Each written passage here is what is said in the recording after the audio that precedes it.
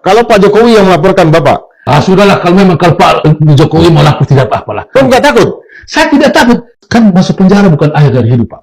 Paling tidak sampai 1 tahun, Pak. 6 bulan lah. Kalau Jokowi kan oke, dia kan sudah bilang bahwa dia masuk di Fakultas Kehutanan UGM. 80 juga, toh? 80 juga. Saya bisa bilang bahwa dia DO, Pak. Itu sudah aturan tertulis di seluruh Indonesia bahwa otomatis dia DO. Selama ini kan semua orang berfokus di skripsi. Orang tidak pernah tanya bagaimana transkripnya. Kan kalau dari transmilnya kan kita bisa tahu. Dia mengaku DO atau tidak. Semua orang mau bela Jokowi, padahal Jokowi sendiri tidak bisa bela diri dia sendiri.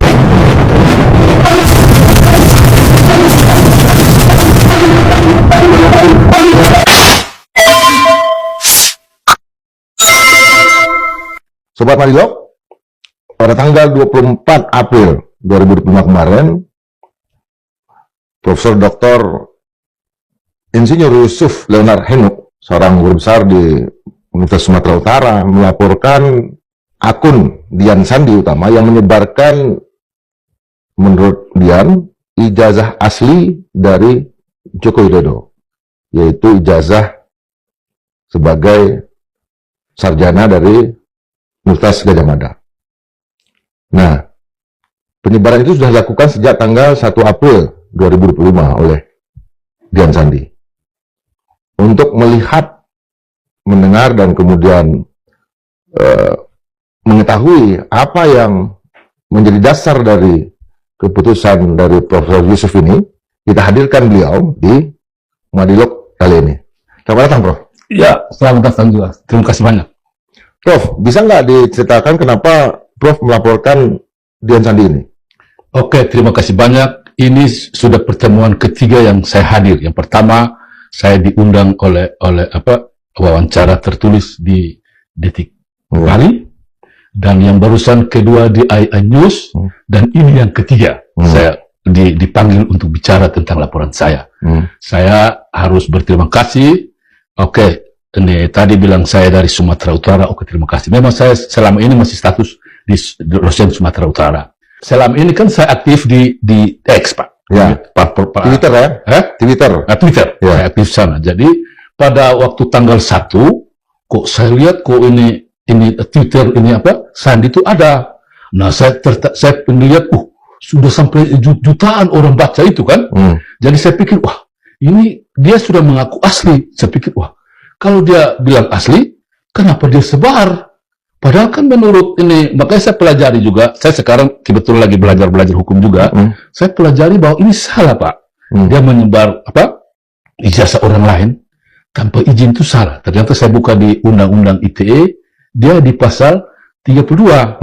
Kemudian barusan juga saya pelajari, itu di pasal 65 ayat 2, Undang-Undang Data Pribadi, salah juga, Pak.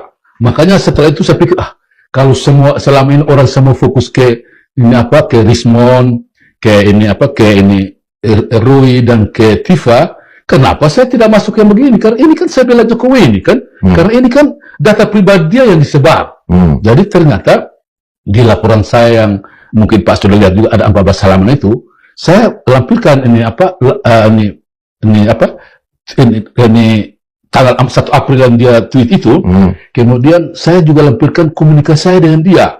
Ya. Jadi misalnya di wawancara iNews, dia selalu bilang dia karena dia penelitian, jadi dia ini berusaha supaya membela diri bahwa kalau penelitian berarti pasal 32 itu tidak berlaku.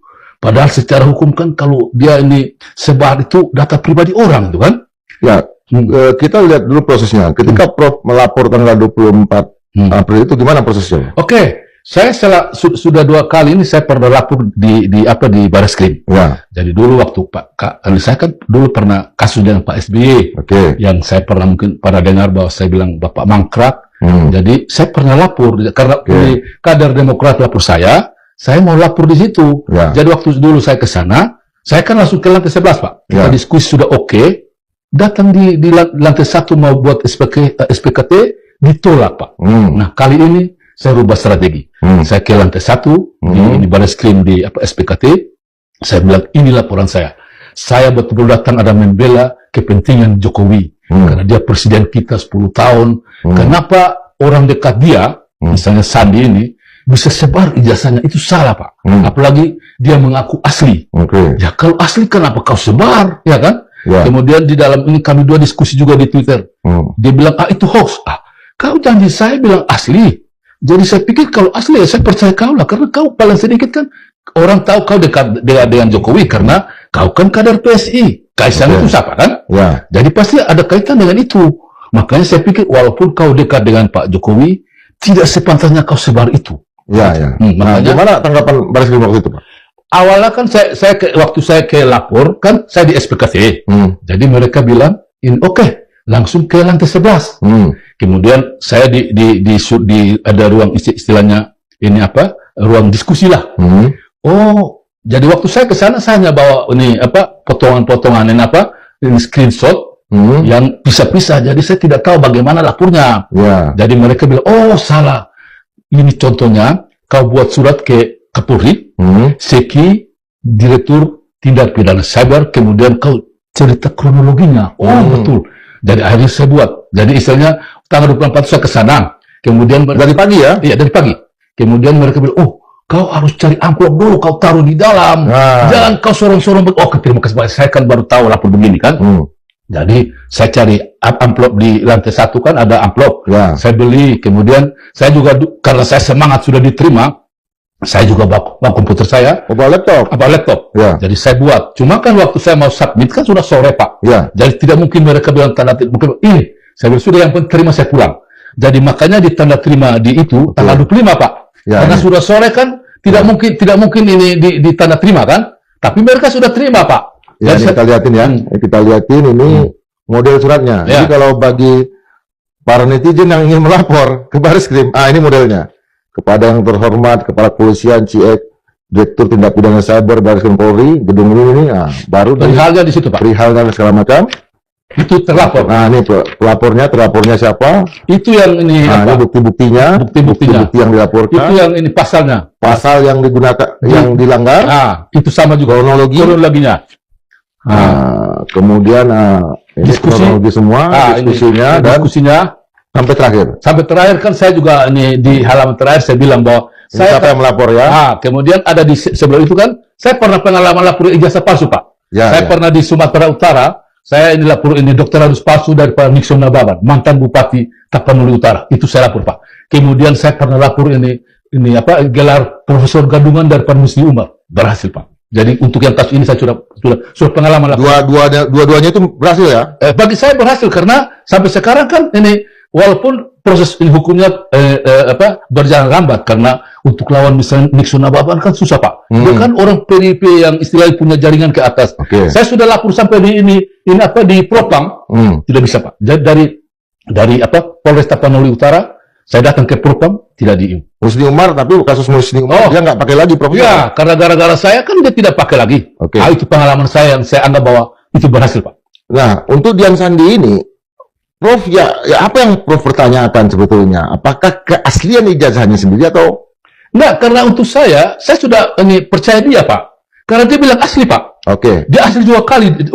Jadi saya pikir, kalau ijazah asli, makanya di wawancara saya di saya punya duga antara Sandi dengan Jokowi punya punya kerjasama. Jadi Sandi ini dia usah sebarkan supaya dia ini pengaruhi publik bahwa Jokowi itu punya ijazah asli. Itu menurut Prof sendiri ijazah itu asli apa bukan? Kalau menurut saya Pak, yang sekarang saya sudah ikuti semua itu palsu Pak. Saya barang bilang palsu. Kalau Pak cerita misalnya dari mana, saya bisa cerita dari SMA sampai kenapa palsu Pak? Itu dia. Kenapa palsu Pak? Palsu. Yang SMA begini, saya alumni SMPP 34 Kupang di Kupang. SMPP itu apa Pak? Sekolah Menengah Persiapan Pembangunan 34 di Kupang.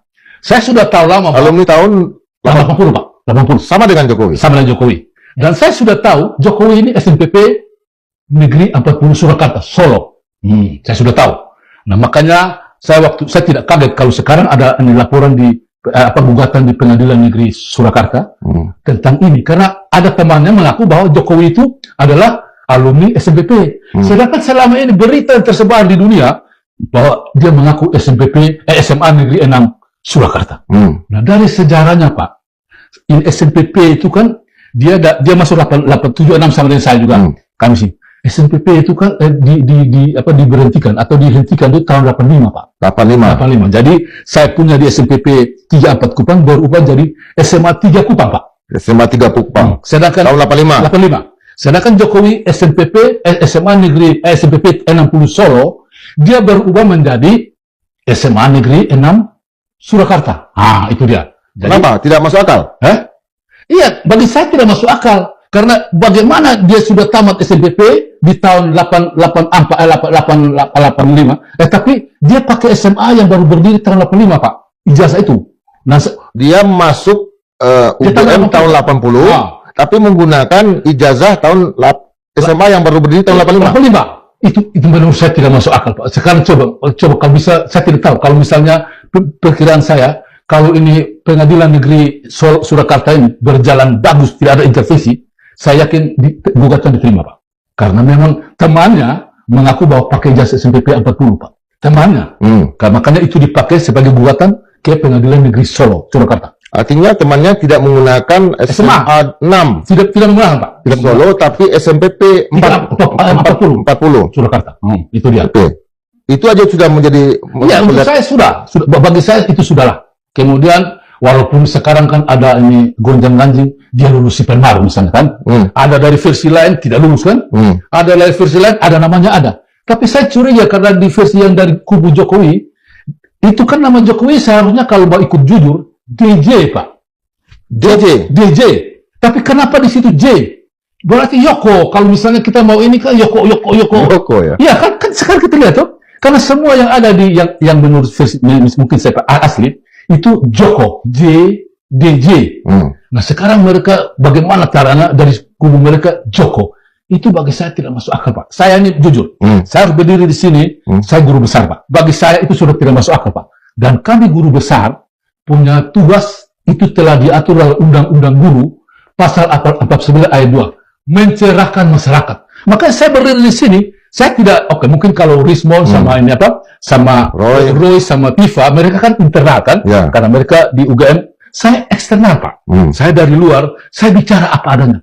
Saya guru besar, kalau saya salah, misalnya wawancara ini, saya minta maaf, wajarlah.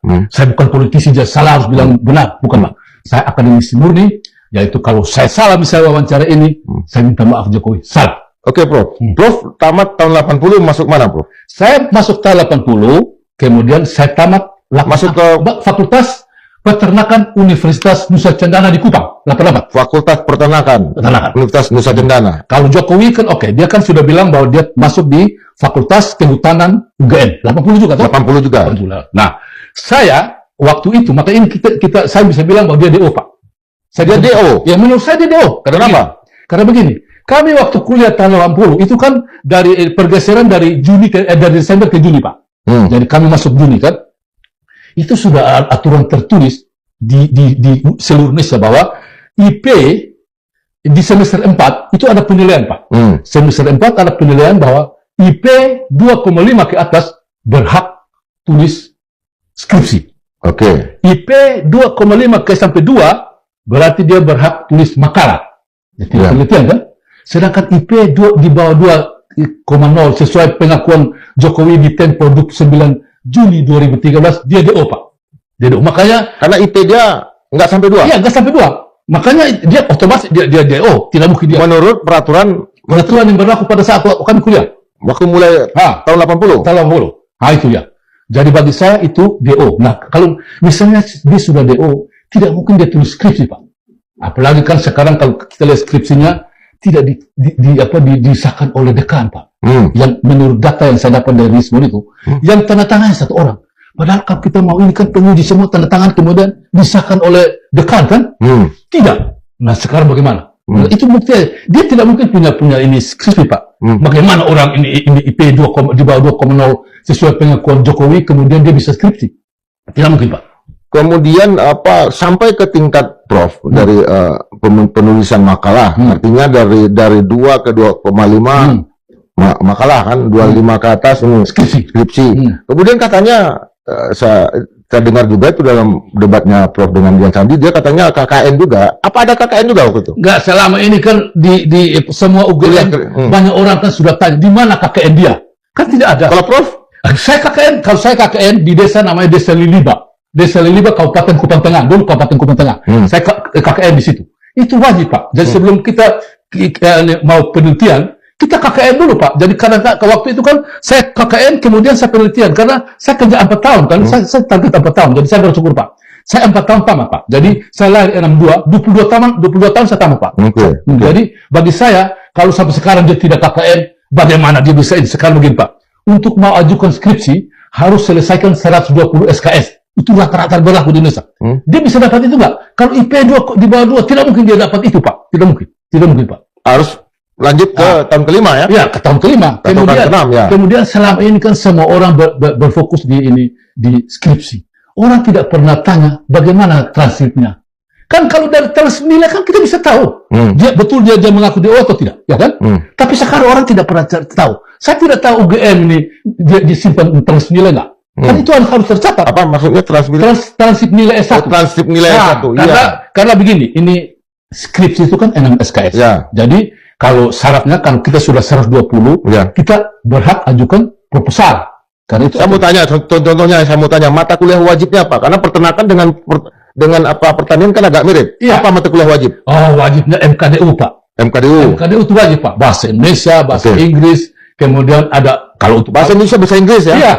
Itu di mata kuliah MKDU namanya. Mata kuliah umum.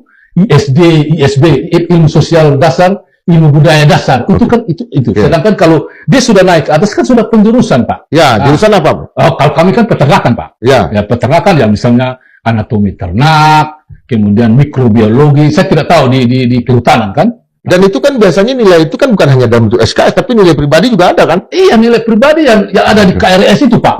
Nah, selama ini kan Pak Jokowi selalu bilang ini dosen pembimbingnya Kasmujo, toh. Nah, kemarin kan Kasmujo mengaku dia tidak mungkin jadi ini dosen pembimbing atau ini penasihat karena begini. Dia kan ini asisten dosen, Pak. Dia atur di waktu kami kan orang yang golongan 3B ke atas baru berhak jadi dosen pembimbing. Masa golongan 3A baru istilah orang Kupang bilang tinta ijazah SK belum kering, kau jadi ini apa? Jadi dosen pembimbing kan tidak mungkin, ya kan? Misalnya saya punya dosen pembimbing saya hafal. Satu, saya punya dosen pembimbing utama namanya Profesor Insinyur Ginting Munte. Itu ini dosen pembimbing utama. Dosen pembimbing anggota namanya Dr. ADJ John Manafe, MP. Kemudian saya punya dosen wali namanya sekarang Profesor juga Erna Hartati Manafe. Saya hafal, Pak. Karena jadi selama ini kalau Jokowi saya bilang dia bohong lah. Masa dia ini tanda tangan dosen wali dia bilang bolak-balik. Kita bolak-balik itu dengan dosen pembimbing skripsi, bukan dengan dosen wali. Dosen wali itu kita, Pak, Bu, mau tanda tangan KRS untuk supaya kita bayar SPP kan? Nah, sedangkan dia bilang dia bolak-balik ini diskusi ini apa. Padahal sekarang sudah ketahuan bahwa ini Kasmujo ini apa? Ini tidak akui kan? Nah, yang herannya lagi UGM tetap akui Kasmujo itu dosen ini apa? Dosen pembimbing.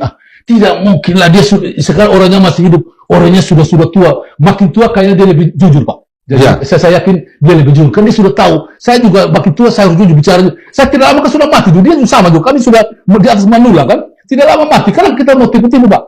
Artinya yang Prof ingin buktikan sebetulnya, yang ingin membantah itu adalah kata-kata asli yang disampaikan oleh Dian. Iya, itu yang saya mau bantah. Bahwa menurut Prof, ijazah ini sama sekali palsu.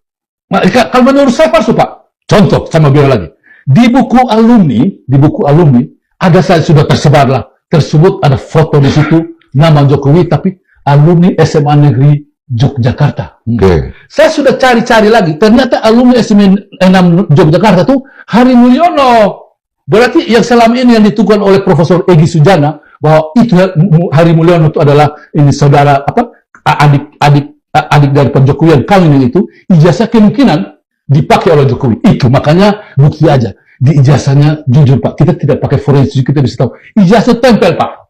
Foto itu di ijazah tempel. Jadi yang dia akui palsu, saya bilang saya berani bantah bahwa palsu karena foto aja ditempel, Pak. Tadi Prof katakan bahwa yang Prof ingin bela itu Pak Jokowi. Iya. Hak Pak Jokowi. Tapi sekarang justru Prof mengkritisi Iya, kasihannya. karena begini, saya awalnya kan saya pun begitu. Ya. Tapi kan saya juga ikuti perkembangan-perkembangan, Pak.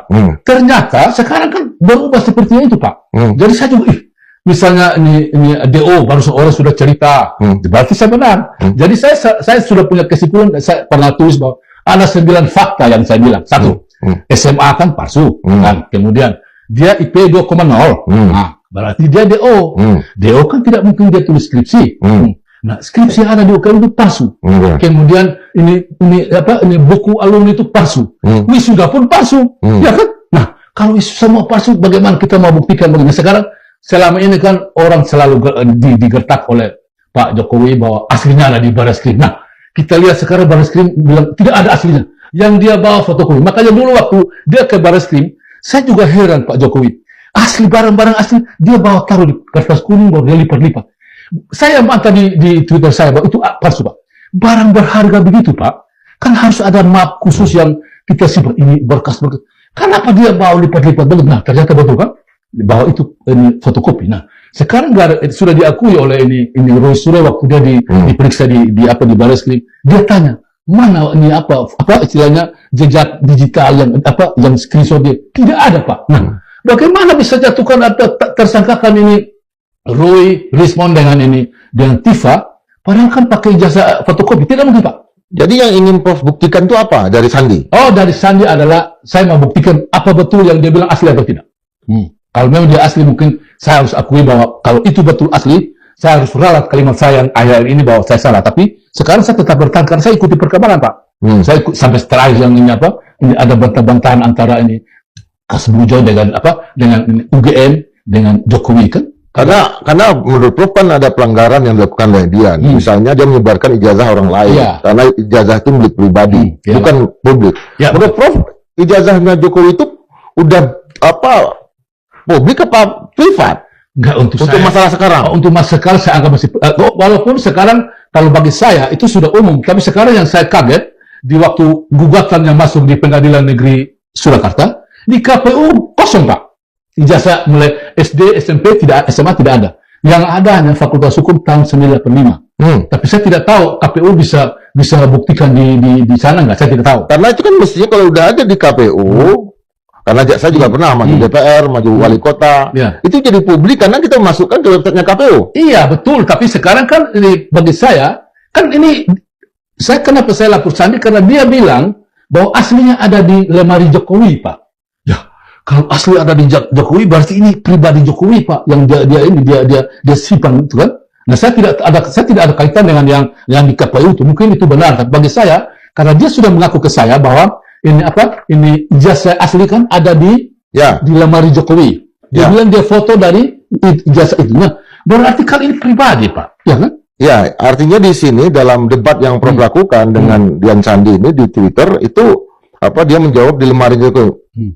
Menurut Prof, apa Dian Sandi memfotonya dari lemari Jokowi? Nggak tahu, tapi kalau dia selalu, barusan saya ketemu dia di News, dia bilang dia melakukan penelitian, Pak. Nah, kalau melakukan penelitian bagi saya, kalau ini tulis di mana dulu, misalnya di jurnal, ke apa. Masa penelitian 1 bulan sekian, dia bilang, dia hanya sebar 1 tweet bahwa itu asli. Bagaimana orang bisa percaya? Harusnya dia buktikan bahwa ini hasil penelitian saya.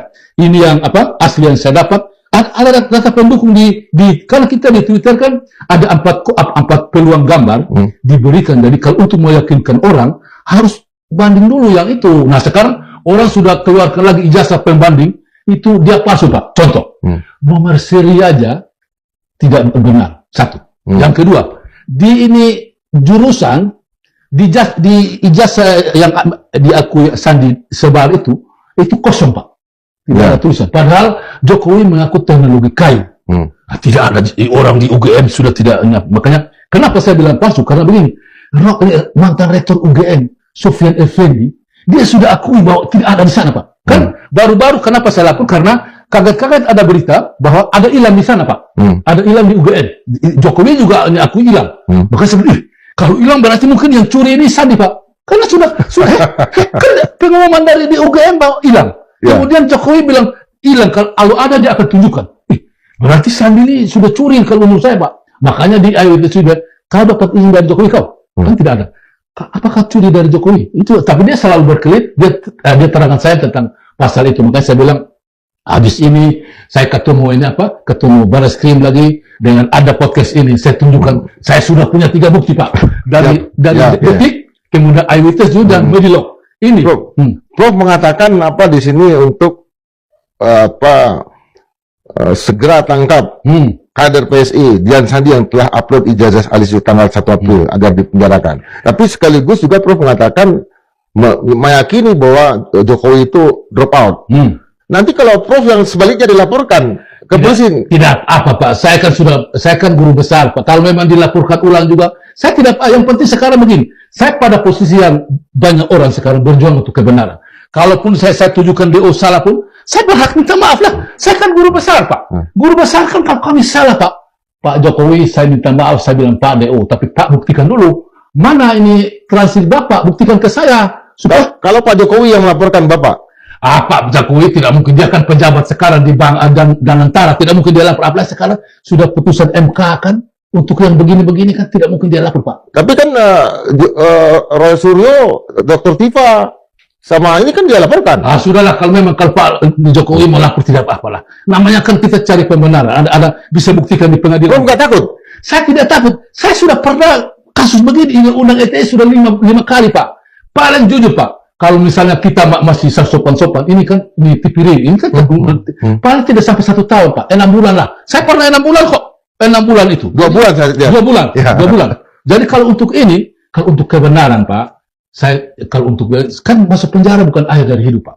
Karena situasinya sekarang Prof, kalau seorang semakin terkenal, dengan ini kan Prof makin terkenal, itu situasinya makin Prof ditembak. Tidak apa-apa, saya kan di Twitter banyak ditembak Pak, tapi saya bicara fakta-fakta semua Pak. Contoh, misalnya ini DO saya sudah punya bukti dari orang bahwa dia DO. Saya sudah punya bukti di Twitter saya. Apa buktinya? Ini podcast juga, ada orang podcast terakhir bahwa itu DO, karena mereka berpatokan pada pengakuan Jokowi 29 Juni 2013. Ada nggak saksi-saksi yang mengatakan bahwa Jokowi itu tidak ada sebetulnya DO wisuda? Oh, saksinya kalau menurut foto-foto yang beredar kan, orang ada yang keceplosan bilang itu Hari Mulyono Pak di sebar-sebar itu. Makanya ada juga yang terakhir mengaku bahwa dia sama-sama lulus. Ada fotonya, tetapi itu sudah terbukti bahwa ijazahnya beda. Dia ijazahnya 89. Itu yang barusan kan? 89, Jokowi 85. Kenapa kau bisa sama-sama teman? Coba saya tanya. Di yang pengakuan terakhir itu kan? Saya sudah ikuti Pak. Di situ saya tidak tahu. Dan dia memang lebih muda ya? Dia kan 89. Nah, Jokowi ini kan dia 85. Bagaimana apa tahun kau bisa sama-sama? Jadi kadang-kadang ini Pak, semua orang mau bela Jokowi, padahal Jokowi sendiri tidak bisa bela diri dia sendiri. Jadi banyak orang berlomba-lomba bela-bela, khususnya sekarang ada istilah ini termul kan, termul Mulyono. Banyak yang bela. Saya dihajar ulang-ulang, tapi saya pikir kalau saya bicara benar kan Pak. Jadi bagi saya kalau misalnya saya bilang DO kemudian saya dilaporkan, saya senang Pak, karena saya mau buktikan mana, saya tidak perlu ijazah, mana ini transkrip nilai S1. Karena ijazah harus ada di transkrip nilainya. Karena dalam transkrip itu kan diketik ini judul skripsi Pak. Dengan nilai berapa? Kan ini 6 SKS tuh. Nah, mana mungkin orang DO bisa. Karena biasanya orang yang melaporkan, misalnya Pak Jokowi melaporkan Prof ini, dia yang harus membuktikan kan bahwa yang Prof katakan tidak benar. Iya. Dan dia harus menyampaikan. Pokoknya nanti kami dua kalau misalnya saya syukur, kalau saya dengan dia, saya punya satu kesan sejarah. Dulu saya lawan SBY, saya membuat sejarah bahwa satu saat orang akhir, orang ini pernah duduk dengan ketemu dengan Pak Jokowi di pengadilan kan. Nah di situ kan kami dipanggil ke depan. Ini aslinya. Tanya saya. Oh ini palsu Pak. Saya bisa begitu. Jadi justru dilaporkan itu peluang untuk kami buktikan di pengadilan. Karena Pak balik sekarang saya bilang palsu. Saya bilang mana ini? Saya kan tidak tahu ini skripsi ini transkripnya nilai. Saya sekarang lebih patokan ke transkrip. Pada saya pernah itu. Karena di transkrip jelas Pak bahwa judul skripsi yang misalnya apa kayu itu, apa konstruksi kayu ada diketik di ini, di bawah itu, di bawah. Kemudian nanti IP rata-rata. Ada situ. Jadi mata kuliah yang diambil 1, 2, 3, 4, 5, 6. Ya, kemudian di bawah rata-rata IP berapa? Itu nanti terbukti di sana lah. Jadi Pak, kalau untuk lapor-lapor, aduh, saya sudah taat lagi ini kan delik aduan absolut kan. Jokowi harus lapor lah. Ya silakan kalau dia lapor tidak apa lah. Ibarat kan saya sudah bilang kalau misalnya kali ini kalau saya bilang DO salah, tapi kalau saya salah, saya minta maaf, wajar lah. Kan saya namanya guru besar. Saya berhak memberi kesaksian atau pernyataan berdasarkan apa yang saya tahu. Dan kalau saya tahu misalnya IP aturannya begitu ya, saya bilang DO lah. Karena memang begitu. Artinya dengan masalah yang seperti ini, Prof menilai apa yang dilakukan oleh Roy Suryo, kemudian Dr. Tifa dan sebagainya itu sebuah kebenaran. Kalau untuk saya, karena bayangkan, saya juga harus bangga bahwa saya profesor, hari ini saya bisa tampil di sini. Mereka di situ dua dokter, Pak. Ya ini Rismon dari alumni Jepang, kemudian Roy yang selama ini sudah terkenal telematika, kemudian kalau Tifa kan memang dia dari dulu kan hobi itu. Dan kalau mereka kan sudah buktikan, contoh misalnya di ini di hasil ini bongkaran daripada Rismon. Di situ di skripsi kok nama Kasmujo tidak ada disebut di sana, padahal itu kan satu kebanggaan toh. Pertama kan kalau kita terima kasih pada dekan atau universitas, kemudian dekan dan khusus kepada Pak Kasmujo yang harus ada di situ tuh. Ada semua. Tidak ada di situ. Deskripsi saya ada semua itu. Saya punya adalah. Kemudian jujur Pak, harus semua tanda tangan. Di situ hanya satu tanda tangan. Mana mungkin bisa asli. Dekan aja tidak ada cap, harus tanda tangan cap. Ya, kalau dekan. Hanya kalau itu deskripsi kan. Nah sekarang di tesis. Saya tidak di ini skripsi. Kalau biasanya kalau tidak ada skripsi kan tidak punya ijazah Pak. Ya kan? Karena dia kan tidak ada skripsi, tidak ada ijazah. Ya. Karena itu sudah jadi ijazah itu kan di belakangnya ada ini dilampirkan itu. Makanya di mana-mana ditanya mana transkripnya, ya kan? Itu. Nah, selama ini kan orang berita yang banyak berkembang, Pak Jokowi hanya andalkan dilegalisir, Pak. Semua yang dia pakai dilegalisir. Saya sudah dapat berita banyak begitu. Nah, sekarang pertanyaan asli di mana? Tapi sekarang kembali ke yang Sandi ini. Dia mengaku asli. Padahal kan sekarang kita lihat asli itu. Padahal kan lihat fotonya aja. Ini capnya, fotonya tempel ini. Ya. Itu sudah dibuktikan lewat digital forensik memang. Nah, sudah. Kemudian ada orang lihat Photoshop dan segala macam ya. Kemudian orang sudah ini buat gambar misalnya ini foto di ijazah. Kemudian ini misalnya Hari Mulyono. Fix. Ya.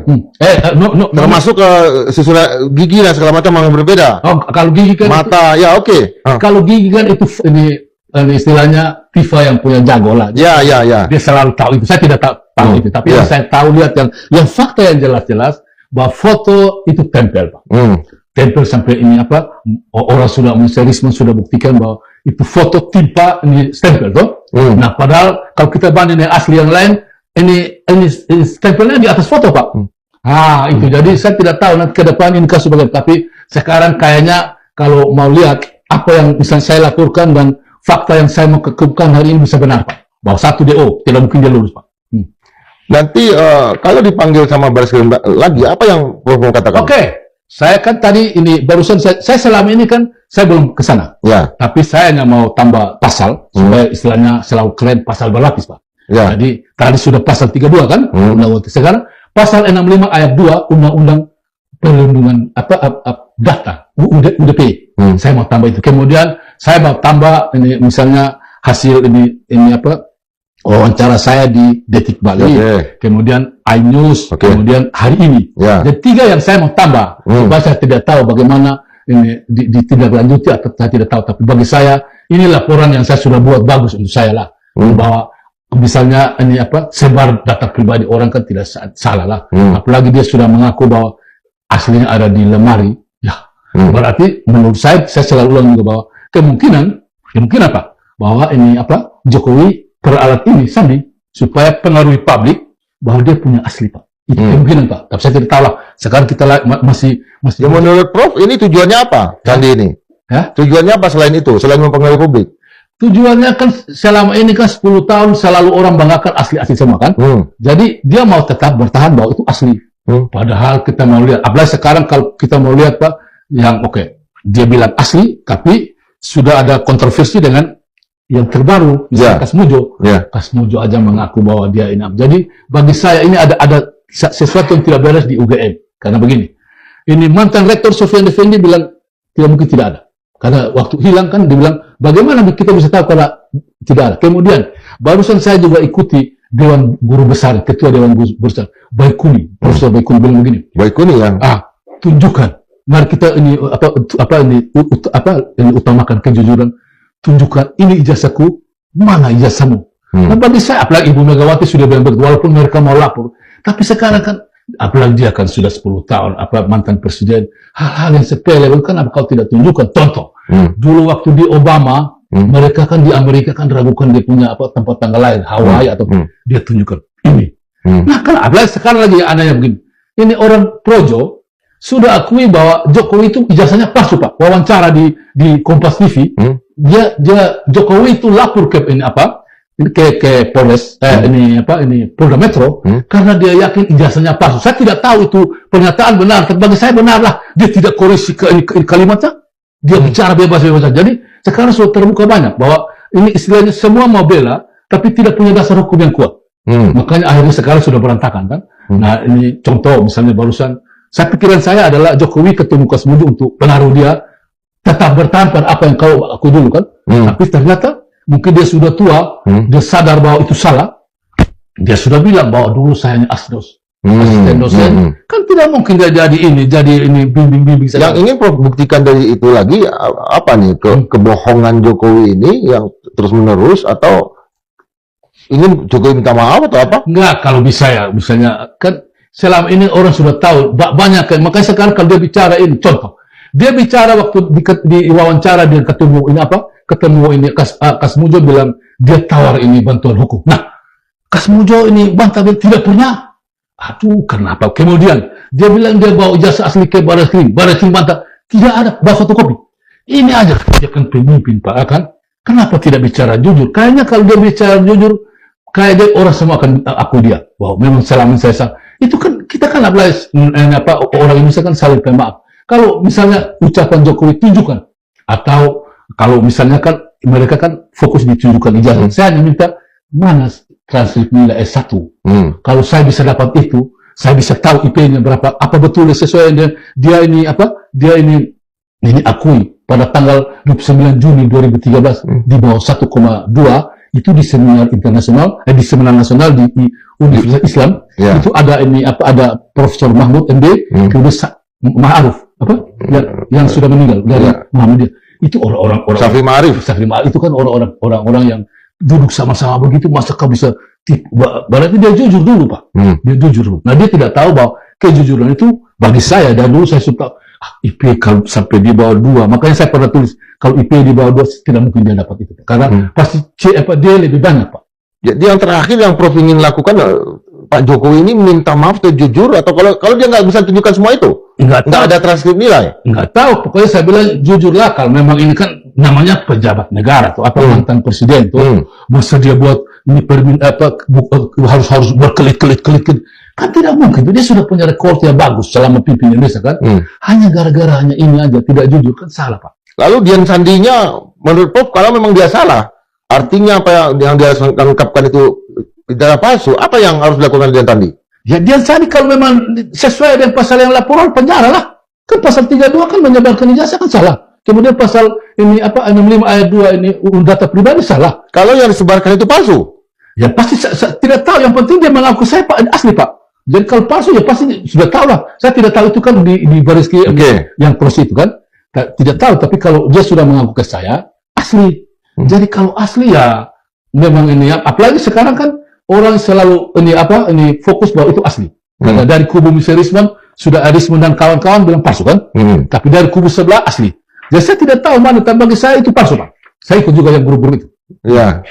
Grup apa aja? Grup yang Rismon sama ini, karena istilahnya mereka pakai otak, Pak. Oh. Kalau saya makanya kalau misalnya grup-grup Ternak Mulyono kan kadang-kadang hanya maki-maki, kemudian tidak bagus. Saya juga makanya, Pak. Nggak ada dengar termal itu baru tahu. Iya, Ternak Mulyono itu orang-orang mereka. Jadi selama ini saya blok banyak, karena mereka selalu bilang saya profesor apa. Padahal saya bicara benar, Pak. Saya selalu taruh fakta, misalnya IP. Ya ini saya pertanyaan saya pribadi nih, Prof. Prof ini kan generasi boomers, baby boomers. Saya generasi X. Biasanya di Twitter. Dian Sandi itu generasi Z.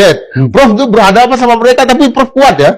Pak, saya ini untuk Mbak begini, Pak. Saya selama ini kalau orang misalnya terlalu hantam saya blok aja, Pak. Saya tidak berteman. Habis waktu saya di sini, Pak. Jadi banyak yang bertahan. Malah saya bukan gara-gara saya lawan-lawan begini. Ini follower saya makin tinggi, Pak. Saya juga heran. Jadi itu satu kebalan. Sekarang sudah di atas 6.000 lebih kan. Nah, itu ada orang yang masih di bawah ini 3.000 kan, saya sudah yang jadi bagi saya bertahan karena kalau saya lihat dia terlalu kiri, saya blok dulu aja. Sampai sekarang saya diblok oleh Tifa, saya diblok oleh ini orang-orang yang dulu jujur Pak, dulu saya bela Jokowi Pak, saya anti bela Jokowi karena ini lawan yang mereka ini salahkan Jokowi, misalnya Pak SBY juga pernah salahkan, makanya saya punya kasus yang pernah heboh karena saya bela Jokowi. Tapi setelah ini Prabowo menang, ya saya bilang saya dulu kan pernah bela ini Pak Ganjar kan, tapi setelah Prabowo menang kan saya langsung bilang Pak, saya harus kembali Pak, kalau tidak saya kembali saya tetap bela yang tidak benar, ya hidup masih panjang Pak.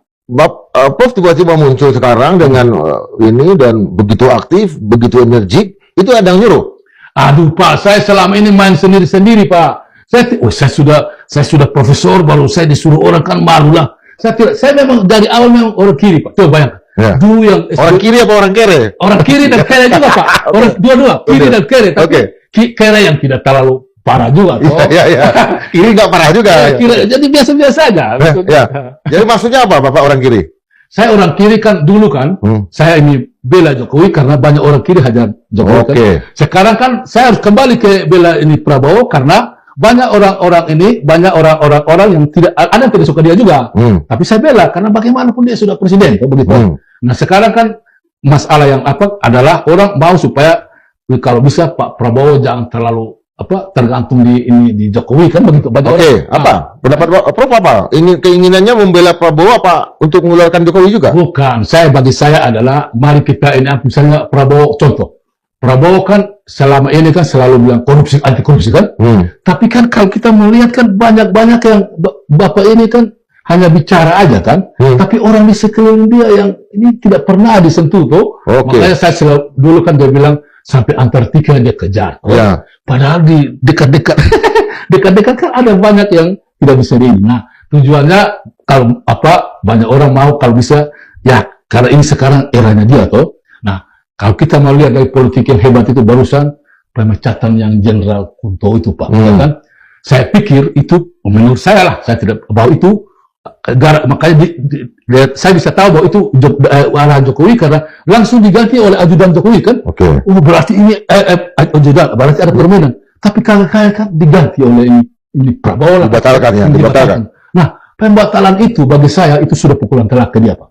Karena dia mau promosi itu orangnya ternyata diganjar. Jadi bagi saya sudah ada bagaimana dulunya mereka berteman baik, tapi karena di lingkungan mereka kan contoh. Prabowo kan walaupun dia militer, kan dia dikelilingi orang-orang militer yang misalnya Pak Titus itu, yang seolah-olah mau supaya jangan terlalu dekat dengan ini. Malah mereka berani supaya ganti Gibran kan.